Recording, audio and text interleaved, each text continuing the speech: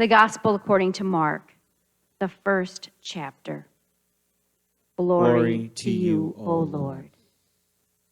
As soon as Jesus and the disciples left the synagogue, they entered the house of Simon and Andrew with James and John. Now Simon's mother-in-law was in bed with a fever, and they told him about her at once. He came and took her by the hand and lifted her up. Then the fever left her, and she began to serve them. That evening at sunset, they brought to him all who were sick or possessed with demons, and the whole city was gathered around the door. And he cured many who were sick with various diseases and cast out many demons.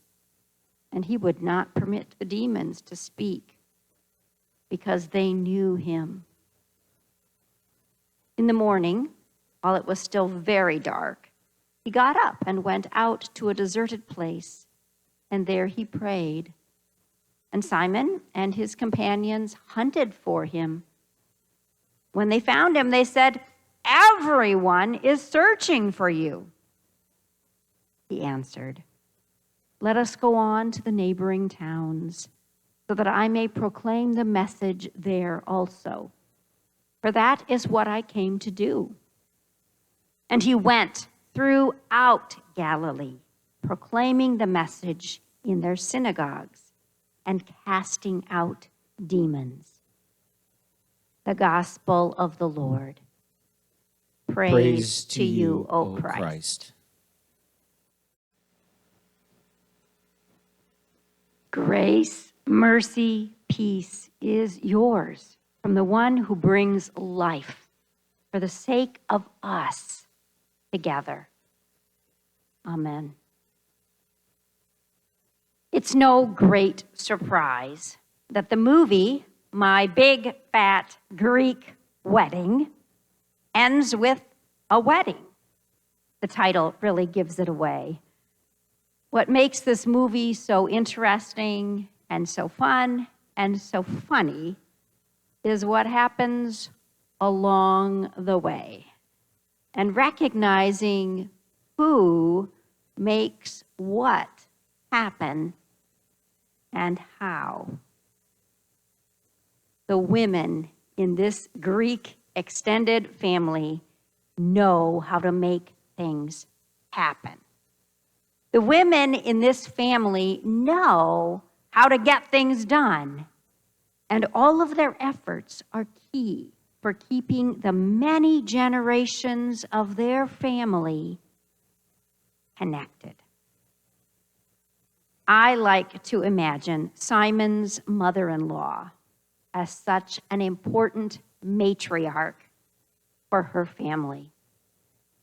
Let's imagine that she keeps the books for the family business, manages their multi-generational household, supervising all of the cooking and the cleaning while insisting on the highest of standards, ensures that all are well dressed, which means that she knits and crochets and weaves and sews and does mending and patching, tends to the vegetable garden out back, and nurtures the grandchildren, kissing away tears that come with scraped knees, tucking them into bed at night with stories and lullabies. It would be very significant for any family to have the matriarch sick in bed. Without her care and attention, what is not happening in the household? What gets overlooked? What falls through the cracks? Though one person is sick in bed, surely her illness is a big impact upon the entire family. The fact that this family reports her illness to Jesus as soon as he enters their house conveys their sense of urgency over her ill health. She is dear to them. She is valuable for their life together as family. They suffer to watch her suffer, and they suffer without her caring activity amongst them. When Jesus takes this matriarch by the hand, he lifts her up and restores her to health. Jesus restores her to her family. Jesus restores her ability to contribute to their family life together. And she responds by rising to serve. So quickly did the fever leave her, so fully does she feel her energy restored, that she dives right back into living and caring and serving. Matriarchs are often known for their hospitality, and she seems to be no exception. So vital and alive does she feel that she returns instantly to her familiar activities. She reclaims her valued role as the family matriarch. When Jesus heals this one woman, Jesus does so much more than heal one woman. When Jesus restores her one life, Jesus also restores the life and health of the whole household. Their lives are interconnected. To heal one person is to bring healing to the community. And this matriarch responds to being restored by serving her community. She responds to the gift of her good health by using her good health to act and to serve and to bless. She gets it. She recognizes that her healing impacts far more than just her. Gifts are given in order to be used. Jesus has given her the gift of health, and she wastes no time putting that gift to good use. Her whole household, including their guests, will be impacted for the better because of her actions to use what Jesus has just given her. One woman's health that will benefit the many. Her service reveals a sense of purpose beyond herself. As many of us are starting to receive the COVID vaccine, and others will follow, we know that this vaccine is about so much more than me. Yes, the vaccine will help to keep each one healthy, but much more importantly, it will help us, the many, to be healthy together. And eventually, it will allow us to resume gathering together. One vaccine is a drop in the bucket. Thousands of vaccines are a good start, and millions of vaccines will make a huge difference in our life together. For surely this pandemic has revealed how interconnected our lives truly are.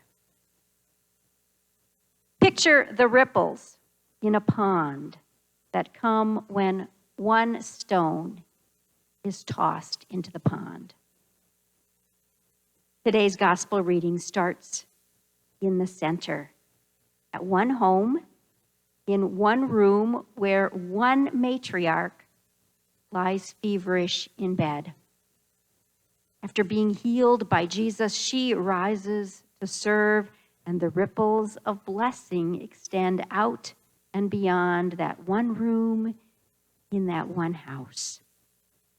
And later, to that one house come those who are sick, what Mark describes as the whole city gathered around the door. And Jesus will heal many.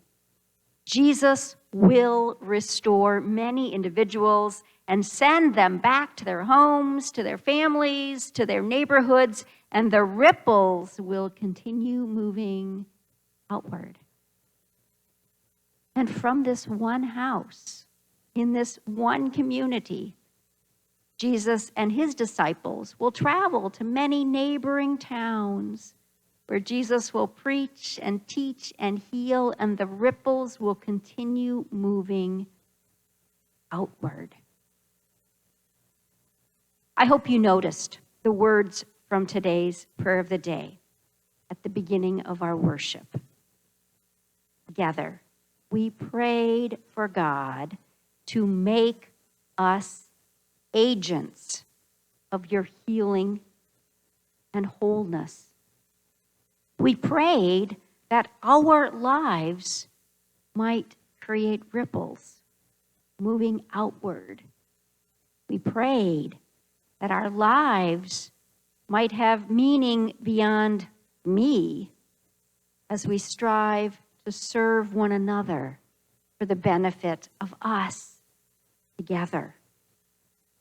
We prayed that we will use what God has given us, our lives, our voices, our energies, our persistence, our compassion, our hands, to do God's work and bring healing within homes and neighborhoods, within our state and our nation, and throughout God's world. Amen.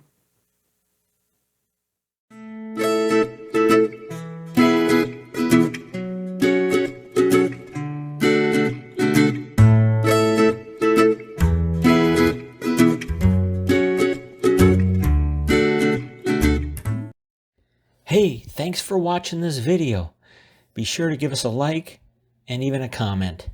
And please, please, please don't forget to subscribe to our channel.